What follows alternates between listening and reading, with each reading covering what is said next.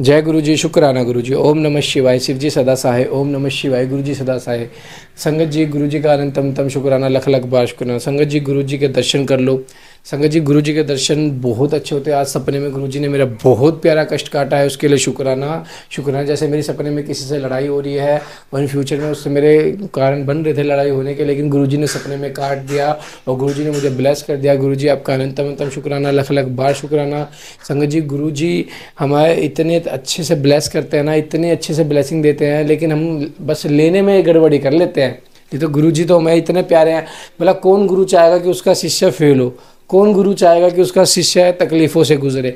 लेकिन जब हम अपनी हरकत करते हैं, अपने बुरे कर्म करके गुरु जी को नाराज़ कर देते हैं, अपने घर में पितृ दोष बना लेते हैं, अपने घर में ऐसी चीज़ों को उत्पन्न कर लेते हैं जो कि जो फिर हमारे लिए कष्ट का कारण बनती है। ब्लैक मैजिक हम किसी का परहेज नहीं करते। हमें मन में संदेह होती है कि ये हमारे पर ब्लैक मैजिक करने वाला है या ये हमारा शत्रु है, इसका लिए वो नहीं खाना, लेकिन हम फिर भी उसे खा लेते हैं, उसके साथ व्यवहार बना के रखते हैं, उससे पीछा नहीं छुड़ाते। गुरु जी का मैसेज आता है कि उस वहाँ पे जाना छोड़ दे, वो तेरे लिए खतरा है, लेकिन हम फिर भी नहीं छोड़ते। तो संगत जी, गुरु जी इसमें क्या कर सकते हैं? जब हम अपने आप को नहीं सुधारेंगे तो गुरु जी हमारी ज़िंदगी कैसे सुधारेंगे?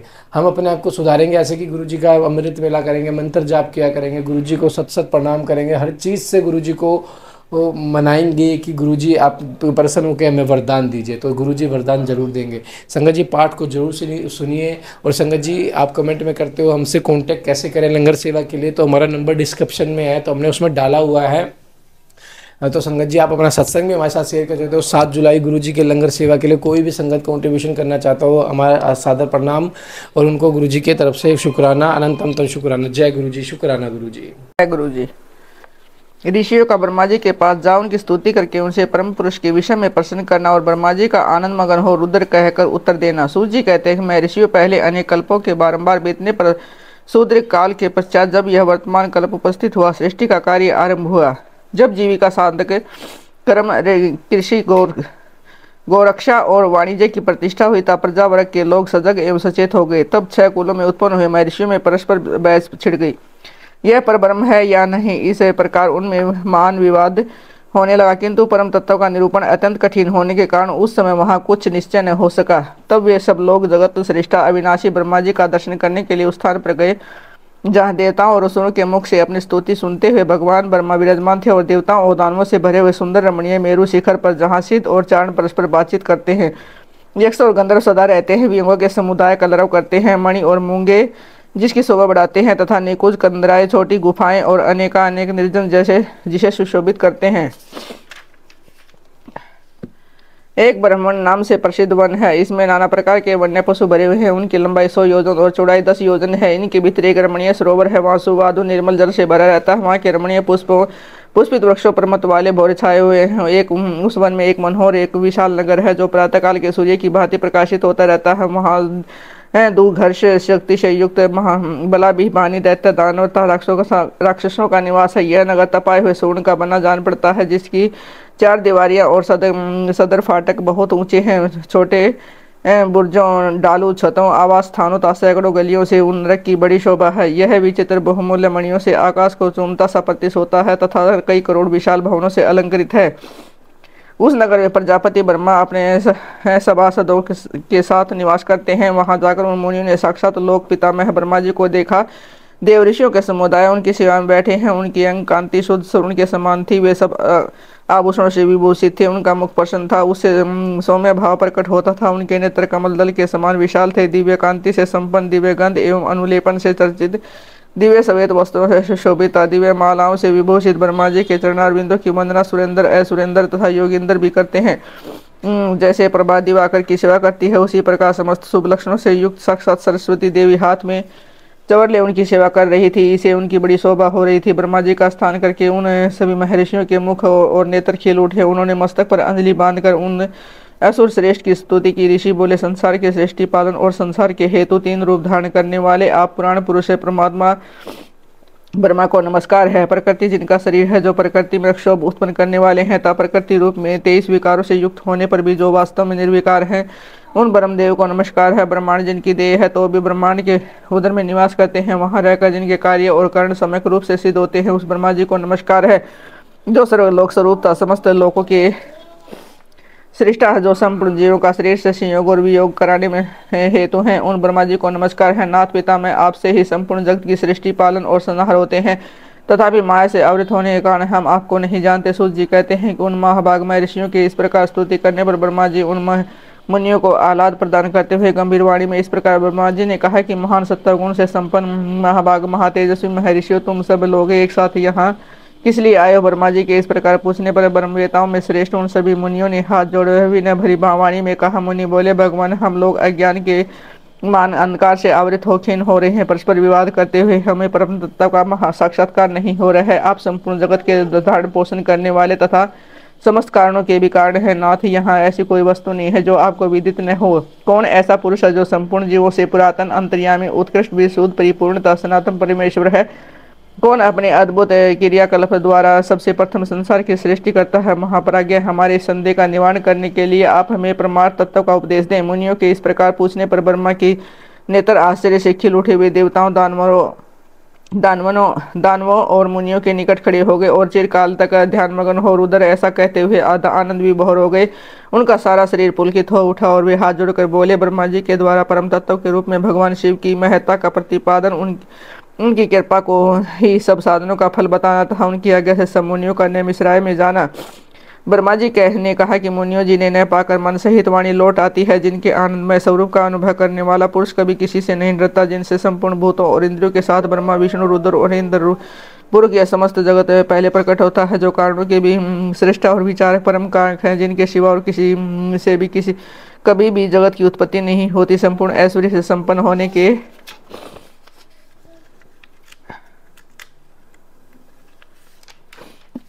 कारण जो स्वयं ही सर्वेश्वर नाम धारण करते हैं, वह मुमुक्षु जिन शंभु का अपने हृदय आकाश के भीतर ज्ञान ध्यान रखते हैं, जिन्होंने सबसे पहले मुझे ही अपने पुत्र के रूप में उत्पन्न किया और मुझे ही संपूर्ण वेदों का ज्ञान दिया, जिसके कृपा प्रसाद से मैंने प्रजापति का पद प्राप्त किया है, जो ईश्वर अकेले ही वृक्ष की भांति निश्चल भाव से प्रकाशमान आकाश में विराजमान है, जिन महापरम पुरुष परमात्मा से यह संपूर्ण जगत परिपूर्ण है, जो अकेले ही बहुत से निष्क्रिय जीवों के साथ एवं उन्हें सक्रियता प्रदान करने वाले हैं, जो महेश्वर एक बीज को अनेक रूपों में परिणत कर देते हैं, जो सबका शासन करने वाले ईश्वर ने जीवों सहित इन समस्त लोगों को बस में रखते हैं। सब रूपों में जो एकमात्र भगवान रुद्र ही है, दूसरा कोई नहीं है, जो सदा ही मनुष्यों के हृदय में भली भांति प्रविष्ट होकर स्थित हैं, जो स्वयं संपूर्ण विश्व को देखते हुए भी दूसरों से कदापि लक्षित नहीं होते और सदा समस्त जगत के अधिष्ठाता हैं, जो अनंत शक्तिशाली एकमात्र भगवान रुद्र काल के से मुक्त समस्त कारणों पर भी शासन करते हैं, जिनके लिए न दिन है न रात है, जिनके समान न कोई नहीं है, फिर अधिक हो तो कैसे हो सकता है, जिनकी ज्ञान बल और क्रिया रूपा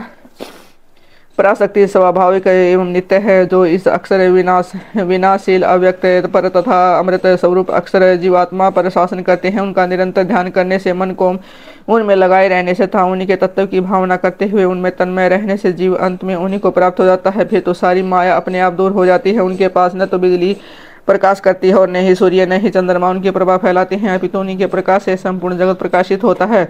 ऐसा सनातन श्रुति का कथन है। एकमात्र महादेव महेश्वर को ही अपना आराध्य देव जानना चाहिए। उनमें श्रेष्ठ दूसरा कोई पद उपलब्ध नहीं होता। वे स्वयं ही सबके आदि हैं, किंतु जिनका न आदि है न अंत, वह स्वभाव से ही निर्मल स्वतंत्र परिपूर्ण स्वेच्छाधीन तथा सराचर रूप है। इनका शरीर अप्राकृतिक है। श्रीमान महेश्वर लक्ष्य और लक्षण से रहित है। ये नित्य मुक्त होकर सबको बंधन से मुक्त करने वाले हैं। काल की सीमा से परे रहकर काल को प्रेरित करने वाले हैं। ये सबके ऊपर निवास करते हैं। स्वयं ही सबके आवास स्थान है, सर्वज्ञ हैं तथा 6 प्रकार के अवधा से युक्त ये संपूर्ण जगत के पालक हैं। उत्तरोत्तर उत्कृष्ट भूतों से वे परम उत्कृष्ट हैं। उनसे बढ़कर दूसरा कोई नहीं है। अनंत आनंद राशि रूपी मकरंद का पान करने वाले मधुव्रत भ्रमर हैं। अखंड ब्राह्मणों को मसल कर मृत्यु पिंड के समान कर देने वाले कला में पंडित हैं। उदारता, वीरता, गंभीरता तथा मधुरता के महासागर हैं। इनके समान और कोई वस्तु नहीं है। फिर इनसे बढ़कर हो तो कैसे हो सकती है। ये उपमा रहित है। समस्त प्राणियों के राजा धीराज के रूप में विराजमान है। ये इस सृष्टि के प्रारंभ में अपने अद्भुत क्रियाकलाप द्वारा इस संपूर्ण जगत की सृष्टि करते हैं और अंत काल में यह फिर इन्हीं में लीन हो जाएगा। सब प्राणी इन्हीं के वश में है। ये सबको विभिन्न कार्यों में नियुक्त करने वाले हैं। पराभक्ति से ही इनका दर्शन होता है। अन्य किसी प्रकार से कदापि नहीं व्यर्थ। संपूर्ण दान, तपस्या और नियम, इन सब साधनों को पूर्व काल में सत्पुरुषों ने भाव, शुद्धता, अनुराग की उत्पत्ति के लिए ही बताया। इसमें संशय नहीं है। मैं भगवान विष्णु, रुद्र देवता, दूसरे दूसरे देवता, सूरज आज भी उग्र तपस्याओं के द्वारा के दर्शन करने की इच्छा रखते हैं। धर्म भ्रष्ट, मूर्ख, दुष्ट और घृणित आचार विचार वाले लोगों को उनका दर्शन होना असंभव है। भक्तजन भीतर और बाहर भी उन्हीं का पूजन एवं ध्यान करते हैं। यह रूप 3 प्रकार का, स्थूल, सूक्ष्म और इन दोनों से परे। हम सब देवता आदि जिस रूप को प्रत्यक्ष देते हैं वह स्थूल सूक्ष्म रूप का दर्शन केवल योगियों को होता है, और उससे भी परे जो नित्य ज्ञान स्वरूप आनंदमय तथा अविनाशी भक्त स्वरूप है, उसमें निष्ठा रखने वाले भजन परायण भक्तों को ही दृष्टि में आता है। भगवत व्रत का आश्रय लेने वाले भक्त ही उसको देख पाते हैं। इस विषय में अधिक कहने से क्या लाभ है। गुह से भी गुह तथा उत्कृष्ट साधन है भगवान शिव के प्रति भक्ति। जो उस भक्ति से युक्त है वह संसार बंधन से मुक्त हो जाता है, इसमें संदेह नहीं है। वह भक्ति भगवान शिव की कृपा से उपलब्ध होती है और उनकी कृपा से भक्ति से संभव होती है। इस प्रकार ये दोनों एक दूसरे के आश्रित हैं। ठीक वैसे ही जैसे अंकुर से बीज और बीज से अंकुर होता है, जीव को भगवत कृपा से ही सर्वत्र सिद्धियां मिलती हैं। संपूर्ण साधनों से अंत में भगवान की कृपा ही साध्य है। अंतःकरण की शुद्धि या प्रसाद का साधन है धर्म, और उस धर्म के स्वरूप का प्रतिपादन वेदने से किया है। वेदों के अभ्यास से पहले के पुण्य और पापों में समता आती है। इस समता से प्रसाद, प्रसन्नता या अंतर शुद्धि का सतर्क प्राप्त होता है, उससे धर्म की वृद्धि होती है। धर्म की वृद्धि से पशु के पापों का अक्षय होता है। इस तरह उसके पाप क्षीण हो गए हैं। उस जीव को अनेक जन्मों के अभ्यास से क्रमशः उमा महेश्वर के तत्वों का ज्ञान प्राप्त होकर उसे हृदय में उसके प्रति भक्ति का उदय होता है। उस भक्ति भाव के अनुरूप ही महेश्वर के कृपा प्रसाद का उद्रेक होता है। उस प्रसाद से कर्मों का त्याग होता है। कर्मों के त्याग का अभिप्राय उनके फलों के त्याग से है, कर्मों के स्वरूप त्याग से नहीं। अतः यह सिद्ध हुआ कि कर्म फलों के त्याग से शिव धर्म में मंगलमयी प्रवृत्ति होती है। इसलिए शिव का कृपा प्रसाद प्राप्त होने के उद्देश्य से तुम सब लोग अपने स्त्री पुत्रों और अग्नियों के साथ वाणी और मन के दोषों से रहित होकर एकमात्र भगवान शिव का ही ध्यान करते रहो। उन्हीं में निष्ठा रखकर उनके भजन में तत्पर हो जाओ। उन्हीं में मन लगा उनके आश्रित होकर रहो। सब कार्य करते हुए मन उन्हीं का चिंतन किया करो। एक सहस्र दिव्य वर्षों के लिए दीर्घकालिक यज्ञ का आरंभ करके उसे पूर्ण करो। यज्ञ के अंत में मंत्र द्वारा आह्वान करने पर साक्षात वायु देवता वहां पधारेंगे। फिर वे ही तुम लोग सब लोगों के कल्याण का साधन एवं उपाय बताएंगे। तत्पश्चात तुम सब लोग परम सुंदर पुण्यमयी वाराणसी पुरी को जाना, जहाँ पिनाक पानी श्रीमान भगवान विश्वनाथ भक्तजनों पर अनुग्रह करने के लिए देवी पार्वती के साथ सदा विहार करते हैं। द्विज तो वहाँ तुम्हें बड़ा ही आश्चर्य दिखाई देगा। उस आश्चर्य को देखकर तुम फिर मेरे पास आना, तब मैं तुम्हें मोक्ष का उपाय बताऊंगा। इस उपाय से एक ही जन्म में मुक्ति हमारे हाथ में आ जाएगी और अनेक जन्मों के संसार बंधन से छुटकारा दिलाने वाली होगी।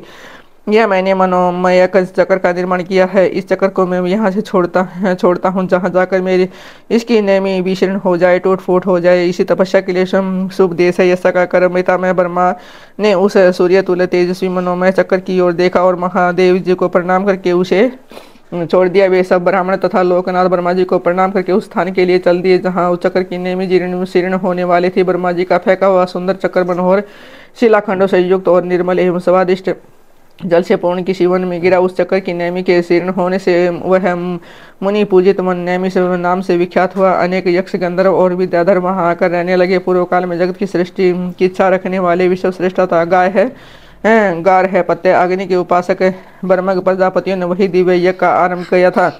वही शब्द शास्त्र, अर्थशास्त्र, न्याय शास्त्र के ज्ञाता विद्वान महर्षियों ने शक्ति ज्ञान और क्रिया योग के द्वारा शास्त्रीय विधि का अनुष्ठान किया था। उसी स्थान पर वेद वेता विद्वान सदावाद और जल्प के बल से युक्त वचनों द्वारा अतिवाद करने वाले वेद बहिष्कृत नास्तिकों को पराहत या पराजित करते हैं। तभी से नैमिषराय ऋषियों की तपस्या के योग स्थान बन गया। सब ठीक मणिमय पर्वत की शिलाओं से झरते हुए अमृत के समान मधुर एवं स्वच्छ जल के कारण यह वन बड़ा ही रमणीय प्रतीत होता है। वहाँ प्राय अत्यंत रसीले फल देने वाले वृक्ष था। उन वन में हिंसक जीव जंतुओं का अभाव है।